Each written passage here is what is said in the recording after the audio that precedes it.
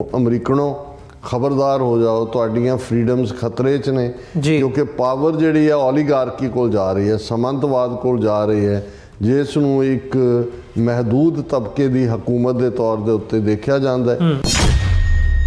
ਇਸ ਮੁਲਕ ਜਮਹੂਰੀਅਤ ਦਾ ਭਵਿੱਖ ਔਰ ਅਮਰੀਕਨਾਂ ਦੇ ਹੱਕ ਇੱਕ ਪਾਸੇ ਓਲੀਗਾਰਕ ਨੇ ਜਿਹੜੇ ਸਮੰਤਵਾਦ ਪੈਸੇ ਦਾ ਕੰਟਰੋਲ ਹੈ, ਔਰ ਦੂਸਰਾ ਟੈਕ ਇੰਡਸਟਰੀਅਲ ਕੰਪਲੈਕਸ। ਬਾਈਡਨ ਇਸ ਲਈ ਤਾਂ ਰਿਮੈਂਬਰ ਕੀਤਾ ਜਾਏਗਾ ਕਿ ਭਾਈ ਉਹਨੇ ਇਕਨੋਮਿਕਲੀ ਔਰ ਅਦਰਵਾਈਜ਼ ਕੋਈ ਸਕੈਂਡਲਸ ਪਾਰਟ ਨਹੀਂ ਨਿਕਲਿਆ ਜੀ, ਲੇਕਿਨ ਇਹ ਜਿਹੜੇ ਫੋਰਨ ਪਾਲਿਸੀ ਦਾ ਕਲੈਪਸ, ਕਿਵੇਂ ਇਜ਼ਰਾਈਲ ਨੇ ਵਿਦ ਇੰਪਿਊਨਿਟੀ ਜੈਨੋਸਾਈਡ ਕੀਤਾ ਔਰ 16% ਆਬਾਦੀ ਗਜ਼ਾ ਦੀ ਜਿਹੜੀ ਆ ਉਹ ਵਾਈਪ ਆਊਟ ਕਰ ਦਿੱਤੀ। ਕੋਈ ਵੀ ਬਾਈਡਨ ਐਡਮਿਨਿਸਟ੍ਰੇਸ਼ਨ ਦਾ ਐਸਾ ਜੈਸਚਰ ਜਿਹਦੇ 'ਚ ਸਿੱਖਾਂ ਦੇ ਨਾਲ ਕੋਈ ਜਿਹੜਾ ਇਹ ਸਾਰੇ ਜਿਹੜੇ ਉਹ ਵਿਕਟਮ ਬਣੇ ਹੋਏ ਸੀ ਜਾਂ ਹਿਊਮਨ ਰਾਈਟ ਦੇ ਮੁੱਦੇ ਦੇ ਉੱਤੇ ਵੀ, ਇਸ ਲਿਹਾਜ਼ ਨਾਲ ਅਸੀਂ ਦੇਖਦੇ ਹਾਂ ਕਿ ਵੀ ਇਹ ਪਾਰਟ ਜਿਹੜਾ ਉਹ ਠੀਕ ਨਹੀਂ ਸੀ। ਬਾਈਡਨ ਐਡਮਿਨਿਸਟ੍ਰੇਸ਼ਨ ਕਾਫੀ ਬੋਲਡਲੀ ਇੰਡੀਆ ਦੇ ਉੱਤੇ ਆ ਸਕਦਾ ਸੀ, ਦੋਨੋਂ ਹੀ ਕਾਰਨਾਂ ਕਰਕੇ। ਇੱਕ ਪਾਸੇ ਰਸ਼ੀਆ ਦੇ ਨਾਲ ਡੀਲ ਕਰ ਰਿਹਾ ਹੈ, ਈਰਾਨ ਤੋਂ ਵੀ ਕਰੂਡ ਆਇਲ ਬਾਏ ਕਰ ਰਿਹਾ ਹੈ, ਔਰ ਫਿਰ ਅਮਰੀਕਾ ਦੀ ਸੋਇਲ ਤੇ ਅਮਰੀਕਨ ਸ਼ਹਿਰੀ ਫਾਈਵ ਆਈਜ਼ ਕੰਟਰੀਜ਼, ਅਮਰੀਕਾ ਹੀ ਮੇਨ 1945 ਦੇ ਐਗਰੀਮੈਂਟ ਥੱਲੇ ਸੀ। ਸੋ ਮੈਨੂੰ ਇਹ ਲੱਗਦਾ ਵੀ ਇਹ ਬਾਈਡਨ ਐਡਮਿਨਿਸਟ੍ਰੇਸ਼ਨ ਦਾ ਸੌਫਟ ਐਟੀਟਿਊਡ ਰਿਹਾ। ਇਕੱਲਾ ਇਹੀ ਨਹੀਂ ਕਿ ਟ੍ਰਾਂਸਨੈਸ਼ਨਲ ਰਿਪਰੈਸ਼ਨ ਇੰਡੀਆ ਨੇ ਕੀਤਾ, ਜੋ ਮਨੀਪੁਰ ਦੇ ਵਿੱਚ ਚੱਲ ਰਿਹਾ ਹੈ ਲਗਾਤਾਰ। ਇੱਥੇ ਤਾਂ ਸਿੱਖ ਹੈ, ਸਾਡੇ ਨਾਲ ਤਾਂ ਚਲੋ ਕੀ ਸਾਂਝ ਹੋਣੀ ਹੈ, ਉਹ ਤਾਂ ਮਰਨ ਵਾਲੇ ਕ੍ਰਿਸਚਨ ਨੇ, ਕੁੱਕੀ ਟਰਾਈਬ ਨੇ, ਔਰ ਉਹਦੇ ਤੇ ਵੀ ਅਸੀਂ ਅਦਰ ਦੈਨ ਕਿ US ਸਰਫ ਦੀ ਰਿਪੋਰਟ ਆ ਗਈ ਜਾਂ ਸਟੇਟ ਡਿਪਾਰਟਮੈਂਟ ਦੀ ਕੰਟਰੀ ਵਾਈਜ਼ ਰਿਪੋਰਟ ਆ ਗਈ। ਇਸ ਤੋਂ ਇਲਾਵਾ ਕੋਈ ਐਸਾ ਨਹੀਂ ਹੈ ਵੀ ਇੰਡੀਆ ਨੂੰ ਕੋਈ ਅਕਾਊਂਟੇਬਿਲਿਟੀ ਦਿੱਤੀ ਹੋਏ।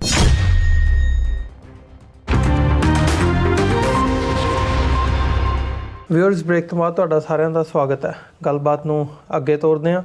ਡਾਕਟਰ ਸਾਹਿਬ, ਜਿੱਥੇ ਅਸੀਂ ਹੁਣ ਟਰੰਪ ਸਾਹਿਬ ਦੀ ਗੱਲ ਕੀਤੀ ਹੈ ਅਤੇ ਕਿਵੇਂ ਤੁਸੀਂ ਦੇਖ ਰਹੇ ਹੋ ਆਉਣ ਵਾਲੇ ਸਮੇਂ ਨੂੰ, ਉਸ ਬਾਬਤ ਅਸੀਂ ਵਿਚਾਰ ਕੀਤੀ ਹੈ। ਥੋੜ੍ਹਾ ਜਿਹਾ ਇਹਨੂੰ ਸਿੱਖ ਪਰਸਪੈਕਟਿਵ ਤੋਂ, ਖਾਸ ਤੌਰ 'ਤੇ ਜਿਹੜਾ ਟਰਾਂਸਨੈਸ਼ਨਲ ਰਿਪਰੈਸ਼ਨ ਦਾ ਸਾਰਾ ਇਹ ਦੌਰ ਰਿਹਾ ਆ ਪਿਛਲੇ 2 ਸਾਲ, ਇਹਦੇ ਵਿੱਚ ਜਿਹੜੀਆਂ ਡਿਵੈਲਪਮੈਂਟਸ ਹੋਈਆਂ ਨੇ, ਜਿਵੇਂ ਇਹਨੇ ਭਾਰਤ ਦੀ ਰਿਲੇਸ਼ਨਸ਼ਿਪ ਵੈਸਟ ਦੇ ਨਾਲ, ਅਮਰੀਕਾ ਦੇ ਨਾਲ, ਖਾਸ ਤੌਰ 'ਤੇ ਕੈਨੇਡਾ ਦੇ ਨਾਲ ਡਿਫਾਈਨ ਕੀਤੀ ਹੈ, ਜਾਂ ਇਹ ਕਹਿ ਲਓ ਰੀਡਿਫਾਈਨ ਕੀਤੀ ਹੈ, ਇਸ ਬਾਬਤ ਵੀ ਵਿਚਾਰ ਚਰਚਾ ਕਰਨੀ ਬਣਦੀ ਹੈ। ਅਤੇ ਨਾਲ ਹੀ ਨਾਲ ਵਿਸ਼ੇਸ਼ ਤੌਰ 'ਤੇ ਜਿੱਥੇ ਅਮਰੀਕਾ ਦੇ ਹੁਣ ਜਾ ਰਹੇ ਪ੍ਰਧਾਨ ਨੇ ਬਾਈਡਨ ਸਾਹਿਬ, ਇਹਨਾਂ ਦੇ ਜਿਹੜੇ ਫੈਸਲੇ ਹੈਗੇ ਆ ਜਾਂ ਇਹਨਾਂ ਦੀ ਜਿਹੜੀ ਨੀਤੀ ਰਹੀ ਹੈ ਫੋਰਨ ਪੋਲਿਸੀ, ਭਾਵੇਂ ਉਹ ਭਾਰਤ ਦੇ ਹਵਾਲੇ ਨਾਲ ਹੋਵੇ ਜਾਂ ਖਾਸ ਤੌਰ 'ਤੇ ਮਿਡਲ ਈਸਟ ਦੇ ਹਵਾਲੇ ਨਾਲ, ਇਹਨਾਂ ਦੀ ਕਿਸ ਕਿਸਮ ਦੀ ਲੈਗੇਸੀ ਰਹੂਗੀ ਜਾਂ ਕਿਵੇਂ ਇਹਨਾਂ ਨੂੰ ਯਾਦ ਕੀਤਾ ਜਾਊਗਾ ਜਿਹੜਾ ਇਹਨਾਂ ਦਾ ਦੌਰ ਰਿਹਾ ਆ? ਦੇਖੋ, ਬੜਾ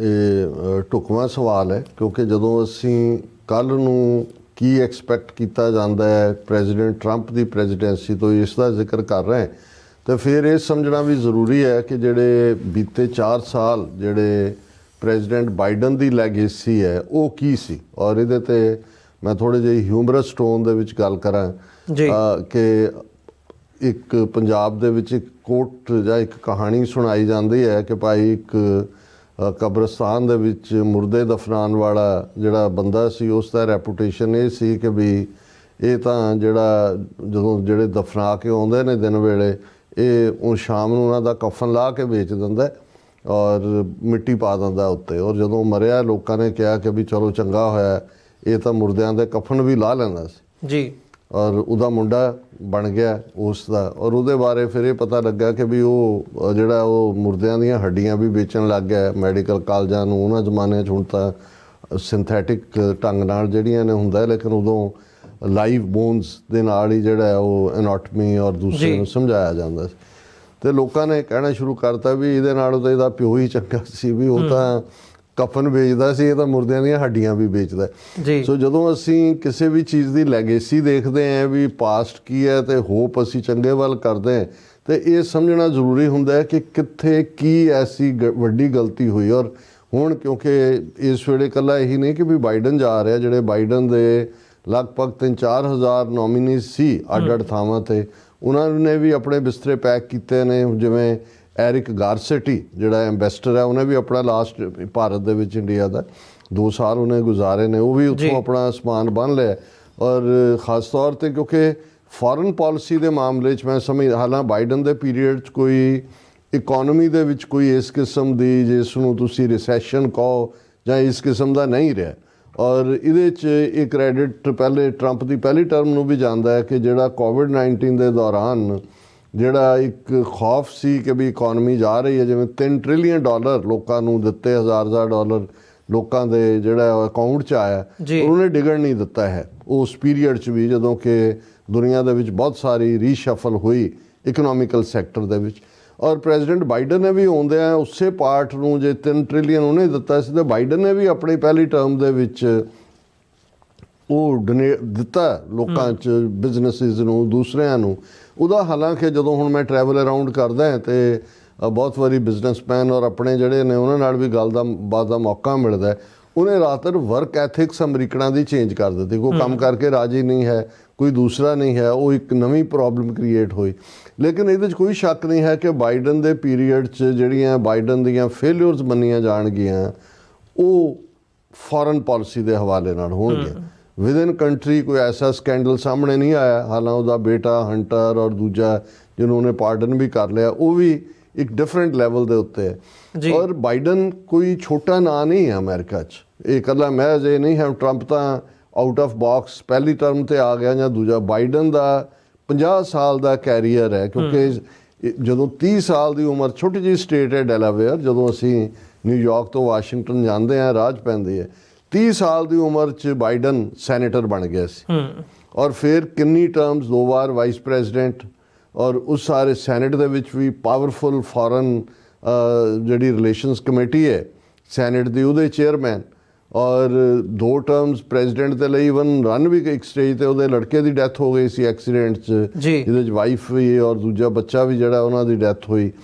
ਇਹ ਉਸ ਤੋਂ ਬਾਅਦ ਜਿਹੜਾ ਉਹਨਾਂ ਦਾ ਇੱਕ ਸਟੇਜ 'ਤੇ ਬਿਲਕੁਲ ਲੱਗਦਾ ਸੀ ਵੀ ਪੋਲੀਟਿਕਸ ਤੋਂ ਬਾਹਰ ਹੋ ਗਏ। ਸੋ ਬਾਈਡਨ ਫਾਈਟਰ ਹੈ, ਇਹ ਨਹੀਂ ਹੈ 50 ਸਾਲ ਦਾ ਕਰੀਅਰ, ਕਿਉਂਕਿ ਜਿਹੜੀ ਪ੍ਰੈਜ਼ੀਡੈਂਸੀ ਹੈ 50 ਇਅਰਸ ਇਹ ਓਵਰ ਹੋਣੇ ਨੇ ਉਹਨਾਂ ਦੇ ਕੈਰੀਅਰ ਦੇ। ਜੀ ਫੋਰਨ ਪਾਲਿਸੀ ਦੇ ਮਾਮਲੇ 'ਚ ਫੇਲਿਅਰ ਦਾ ਲੈਵਲ ਕੀ ਹੈ, ਉਹ ਅਸੀਂ ਅੰਦਾਜ਼ਾ ਲਾ ਸਕਦੇ ਹਾਂ ਕਿ ਬਾਈਡਨ ਨੇ ਵੀ ਅੱਜ ਆਪਣੇ ਓਵਲ ਆਫਿਸ 'ਚ 15 ਮਿੰਟ ਦਾ ਐਡਰੈਸ ਕੀਤਾ ਨੇਸ਼ਨ ਨੂੰ, ਉਹਦੀ ਵੀ ਮੈਂ ਗੱਲ ਕਰਾਂਗਾ।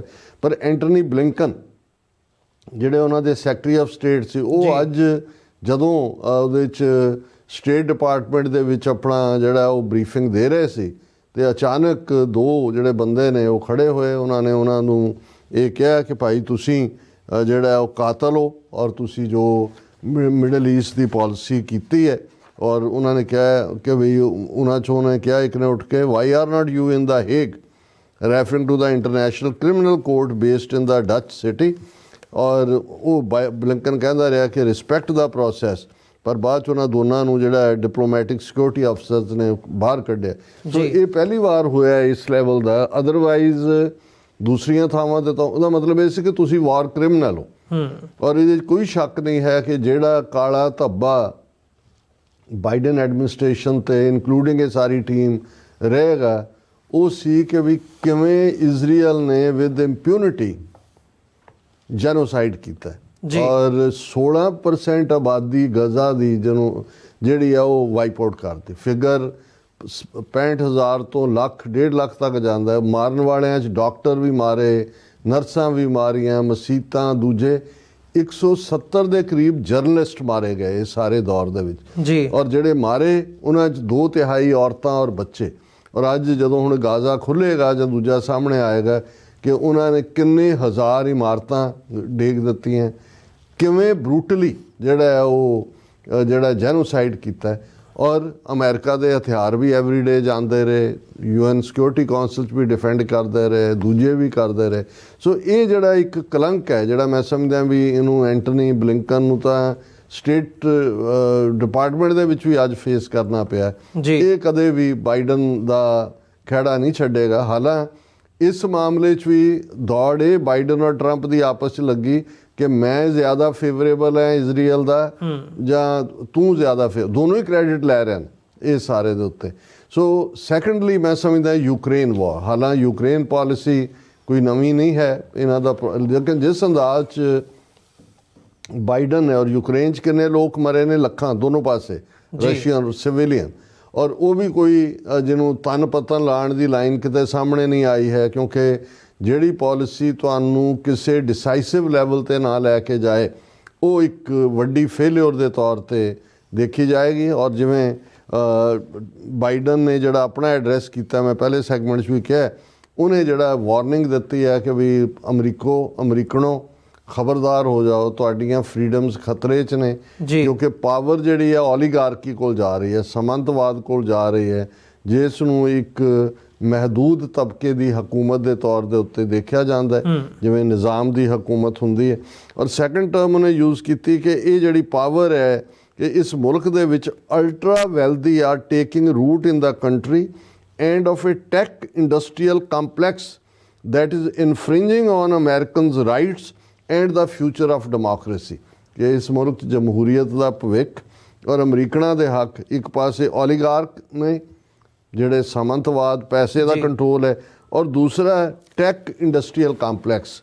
ਹੁਣੇ ਜਦੋਂ ਟੈਕ ਇੰਡਸਟਰੀਅਲ ਕੰਪਲੈਕਸ ਲਫ਼ਜ਼ ਆਇਆ ਤਾਂ ਬਹੁਤਿਆਂ ਦਾ ਧਿਆਨ ਜਿਹੜਾ ਹੈ ਉਹ 1961 ਦੇ ਵੱਲ ਗਿਆ ਕਿ ਜਦੋਂ ਉਸ ਵੇਲੇ ਦੇ ਪ੍ਰੈਜ਼ੀਡੈਂਟ ਡਵਾਈਲਾਈਟ ਆਈਜ਼ਨਹਾਵਰ ਨੇ ਵਾਰਨਿੰਗ ਦਿੱਤੀ ਸੀ ਕਿ ਮਿਲਟਰੀ ਇੰਡਸਟਰੀਅਲ ਕੰਪਲੈਕਸ, ਜਦੋਂ ਉਹਨੇ 1961 'ਚ ਆਪਣਾ ਅਹੁਦਾ ਛੱਡਿਆ, ਕਿ ਵੀ ਉਹਨੇ ਕਿਹਾ ਵੀ ਇਹ ਖਬਰਦਾਰ ਹੋਵੋ ਕਿ ਵੀ ਮਿਲਟਰੀ ਇੰਡਸਟਰੀਅਲ ਕੰਪਲੈਕਸ। ਔਰ ਜੇ ਤੁਸੀਂ ਪਿਛਲੀ ਸਾਰੀ ਲੈਗੇਸੀ ਦੇਖੋਗੇ, ਹੁਣ ਹੁੰਦਾ ਹੈ ਜੀ 3 ਟ੍ਰਿਲੀਅਨ ਅਮਰੀਕਾ ਨੇ ਅਫਗਾਨਿਸਤਾਨ 'ਚ ਖਰਚ ਕੀਤੇ, ਦੂਜਾ ਹੋਇਆ, ਪਰ ਕਿਹਦੇ ਤੇ ਖਰਚ ਕੀਤੇ? ਲੋਕਾਂ ਦੀ ਹਾਲਤ ਤਾਂ ਕੋਈ ਨਹੀਂ ਬਦਲੀ, ਕਿਉਂਕਿ ਉਹੀ ਢਾਉਣ ਦੇ ਪੈਸੇ ਲੈਣ ਵਾਲੇ ਵੀ ਠੇਕੇਦਾਰ ਜਿਹੜੇ ਉੱਥੇ ਪਹੁੰਚ ਜਾਂਦੇ ਨੇ, ਉਹੀ ਬਣਾਉਣ ਦੇ ਨਾਂ ਥੱਲੇ ਵੀ ਪਹੁੰਚ ਜਾਂਦੇ ਨੇ।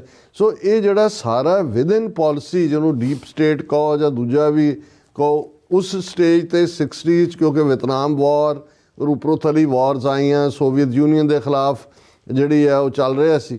ਸੋ ਉਸ ਸਾਰੇ ਦੇ ਚੱਲਦੇ ਆ ਇਹ ਜਿਹੜਾ ਇੱਕ ਵੱਡਾ ਤਬਕਾ ਉੱਭਰਿਆ ਮਿਡਲ ਈਸਟ 'ਚ ਵੀ, ਜਿਹੜੀਆਂ 7 ਸਿਸਟਰਸ ਆਇਲ ਦੇ ਥੱਲੇ, ਜਿਹਦਾ ਕੀ ਕੋਈ ਡਿਕ ਚੈਨੀ ਆ ਗਿਆ, ਕੋਈ ਦੂਜੇ ਆ ਗਏ, ਸਭ ਜਿਨ੍ਹਾਂ ਦੇ ਫਾਈਨੈਂਸ਼ੀਅਲ ਇੰਟਰਸਟ ਔਰ ਫੋਰਨ ਪਾਲਿਸੀ ਜੁੜੀ ਹੋਈ ਸੀ।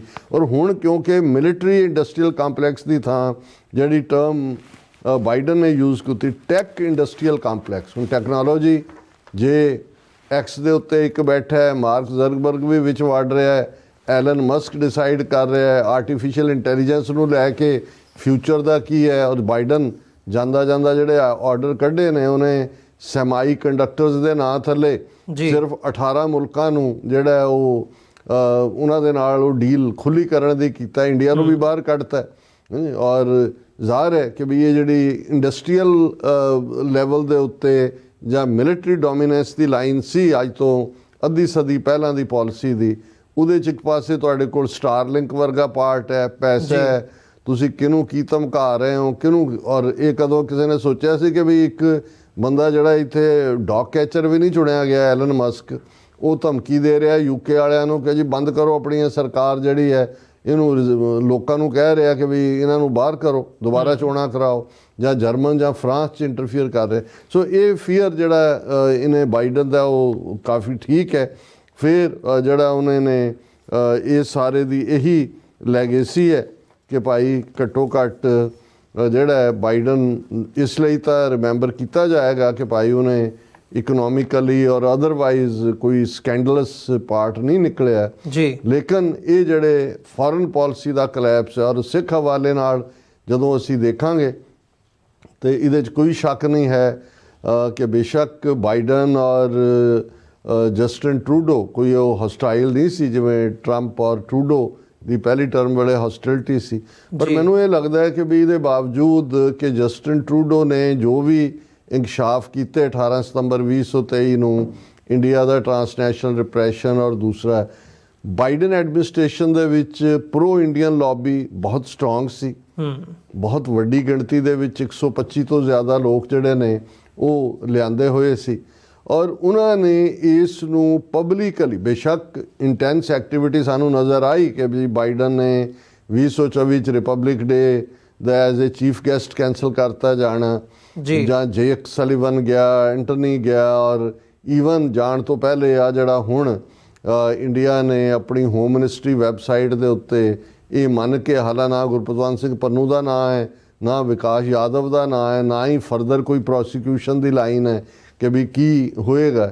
ਔਰ ਇਹ ਸਾਰਾ ਮੈਨੂੰ ਇਹ ਲੱਗਦਾ ਹੈ ਕਿ ਵੀ ਜਿਸ ਲੈਵਲ ਦੇ ਉੱਤੇ ਜਸਟਿਨ ਟਰੂਡੋ ਨੇ ਆਪਣਾ ਕਰੀਅਰ ਵੀ ਔਰ Canada India relation trade mission cancel ਕੀਤਾ, ਦੂਸਰਾ ਕੀਤਾ, ਉਹਨਾਂ ਦੇ ਸਾਰੇ ਬਾਹਰ ਕੱਢੇ 6 diplomat including Sanjay Verma, America ਜਾਂ ਬਾਈਡਨ ਐਡਮਿਨਿਸਟ੍ਰੇਸ਼ਨ ਦੇ ਵਿੱਚ ਪ੍ਰੋ ਇੰਡੀਆ ਲੌਬੀ ਦੀ ਬਦੌਲਤ ਇਸ ਪਾਰਟ ਨੂੰ ਇੱਕ ਤਾਂ ਹੁੰਦਾ ਕਿ ਵੀ ਤੁਸੀਂ ਪਬਲਿਕਲੀ ਨਹੀਂ ਕਹਿੰਦੇ, ਉਹ ਵੀ ਸਮਝ ਆ ਸਕਦਾ ਹੈ, ਲੇਕਿਨ ਇਹ ਠੀਕ ਹੈ ਵੀ ਡਿਪਾਰਟਮੈਂਟ ਆਫ ਜਸਟਿਸ ਨੇ ਆਪਣਾ ਕੰਮ ਕੀਤਾ, ਨਿਖਿਲ ਗੁਪਤਾ ਦੀ ਐਕਸਟ੍ਰੈਡੀਸ਼ਨ ਹੋਈ ਜਾਂ ਅਦਰਵਾਈਜ਼ ਹੋਇਆ, ਅਡਾਨੀ ਦੇ ਖਿਲਾਫ ਜੋ ਫਾਈਲ ਹੋਇਆ, ਲੇਕਿਨ ਇਹ ਮੈਂ ਸਮਝਦਾ ਕਿ ਵੀ ਇਸ ਮਾਮਲੇ 'ਚ ਕੋਈ ਵੀ ਬਾਈਡਨ ਐਡਮਿਨਿਸਟ੍ਰੇਸ਼ਨ ਦਾ ਐਸਾ ਜੈਸਚਰ ਜਿਹਦੇ 'ਚ ਸਿੱਖਾਂ ਦੇ ਨਾਲ ਕੋਈ ਜਿਹੜਾ ਇਹ ਸਾਰੇ ਜਿਹੜੇ ਉਹ ਵਿਕਟਮ ਬਣੇ ਹੋਏ ਸੀ ਜਾਂ ਹਿਊਮਨ ਰਾਈਟ ਦੇ ਮੁੱਦੇ ਦੇ ਉੱਤੇ ਵੀ, ਕਿਉਂਕਿ ਜੇ G20 ਲਈ ਬਾਈਡਨ ਗਿਆ ਇੰਡੀਆ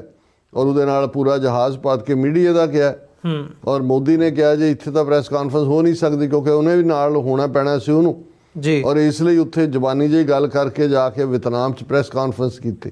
ਸੋ ਮਤਲਬ ਇਹ ਹੈ ਵੀ ਇਸ ਲੈਵਲ ਦਾ ਥਰਡ ਰੇਟ ਬੰਦਾ ਮੋਦੀ ਵਰਗਾ ਉਹ ਜੇ ਟਰਮਸ ਡਿਕਟੇਟ ਕਰਦਾ ਰਿਹਾ ਤੇ ਇਸ ਦੇ ਵਿੱਚ ਇਹ ਫੇਲਿਅਰ ਸੀ। ਹਾਲਾਂਕਿ ਜਿਹੜੀ ਪ੍ਰੋ ਇੰਡੀਆ ਲਾਈਨ ਹੈ ਇਹ ਤਾਂ ਪਹਿਲੀ ਜੂਨੀਅਰ ਬੁਸ਼ ਦੇ ਵੇਲੇ ਸ਼ੁਰੂ ਹੋ ਗਈ ਸੀ ਲਾਈਨ, ਓਬਾਮਾ ਵੇਲੇ ਵੀ ਕੰਟੀਨਿਊ ਰਹੀ, ਟਰੰਪ ਦੇ ਵੇਲੇ ਵੀ। ਸੋ ਇਸ ਲਿਹਾਜ਼ ਨਾਲ ਅਸੀਂ ਦੇਖਦੇ ਹਾਂ ਕਿ ਵੀ ਇਹ ਪਾਰਟ ਜਿਹੜਾ ਉਹ ਠੀਕ ਨਹੀਂ ਸੀ ਜੀ। ਹਾਂ, ਇਹ ਜ਼ਰੂਰ ਹੈ ਕਿ ਵੀ ਹੁਣ ਐਰਿਕ ਗਾਰਸੈਟੀ ਜਿਹੜਾ ਬਾਈਡਨ ਦਾ 2 ਸਾਲ ਤੋਂ ਐਂਬੈਸਡਰ ਹੈ ਇੰਡੀਆ ਦੇ ਵਿੱਚ, ਜਿਹਦੀ ਆਪਣੀ ਪੋਲੀਟੀਕਲ ਬੈਕਗਰਾਊਂਡ ਹੈ, ਮੇਅਰ ਸੀ LA ਦਾ, ਬਾਈ ਦੀ ਵੇ ਜਿਹੜੀਆਂ ਵਾਈਲਡ ਫਾਇਰਸ ਹੋਈਆਂ ਉਹਦਾ ਘਰ ਵੀ ਸੜ ਗਿਆ ਜੀ, ਔਰ ਉਹਨੇ ਘੱਟੋ ਘੱਟ ਹਿਊਮਨ ਰਾਈਟਸ ਦੇ ਮੁੱਦੇ ਦੇ ਉੱਤੇ ਵੀ ਜਾਂ ਇੰਡੀਆ ਦੀ ਜਿਹੜੀ ਪ੍ਰੋ ਯੂਕਰੇਨ ਲਾਈਨ ਸੀ, ਕਿਉਂਕਿ ਮੈਂ ਸਮਝਦਾ ਹਾਂ ਵੀ ਬਾਈਡਨ ਐਡਮਿਨਿਸਟ੍ਰੇਸ਼ਨ ਕਾਫੀ ਬੋਲਡਲੀ ਇੰਡੀਆ ਦੇ ਉੱਤੇ ਆ ਸਕਦਾ ਸੀ ਦੋਨੋਂ ਹੀ ਕਾਰਨਾਂ ਕਰਕੇ।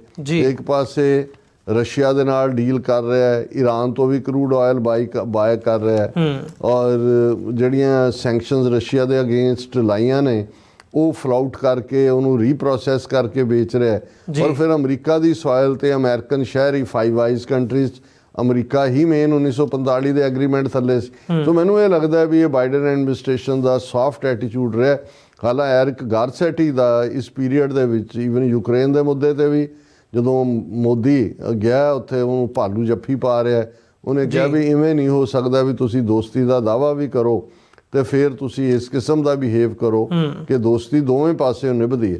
ਔਰ ਹੁਣ ਵੀ ਜਿਹੜਾ ਲਾਸਟ ਇੰਟਰਵਿਊ ਐਰਿਕ ਗਾਰਸੈਟੀ ਨੇ ਆਪਣਾ ਅਹੁਦਾ ਛੱਡਣ ਤੋਂ ਪਹਿਲਾਂ, ਕਿਉਂਕਿ 20 ਜਨਵਰੀ ਤੋਂ ਪਹਿਲਾਂ ਸਾਰੇ ਆਪਣਾ ਕੰਮ ਨਿਬੇੜਨਾ ਚਾਹੁੰਦੇ ਨੇ, ਦਾ ਹਿੰਦੂ ਅਖਬਾਰ ਦੀ ਸੁਹਾਇਸਨੀ ਹੈਦਰ ਨੂੰ ਦਿੱਤਾ, ਉਹਦੇ 'ਚ ਉਹਨੇ ਬੜੀ ਮਜ਼ਬੂਤੀ ਦੇ ਨਾਲ, ਕਿਉਂਕਿ ਇੰਡੀਆ ਦੀ ਹੋਮ ਮਿਨਿਸਟਰੀ ਨੇ ਤਾਂ ਪੱਲਾ ਝਾੜਨਾ ਚਾਹਿਆ। ਸ਼ਾਇਦ ਇੱਕ ਫੈਕਟਰ ਇਹ ਵੀ ਹੈ ਕਿ ਟਰੰਪ ਦੇ ਆਉਣ ਤੋਂ ਪਹਿਲਾਂ ਉਹ ਇਸ ਤੋਂ ਛੁਟਕਾਰਾ ਪਾਉਣਾ ਚਾਹੁੰਦੇ ਨੇ ਵੀ ਇਹ ਨਾ ਹੋਏ ਕਿ ਬੀਬੀ ਹਰਮੀਤ ਕੌਰ ਢਿੱਲੋਂ ਜਾਂ ਟਰੰਪ ਐਡਮਿਨਿਸਟ੍ਰੇਸ਼ਨ ਇਸ ਦੇ ਉੱਤੇ ਢਿਬਰੀ ਟਾਈਟ ਕਰੇ।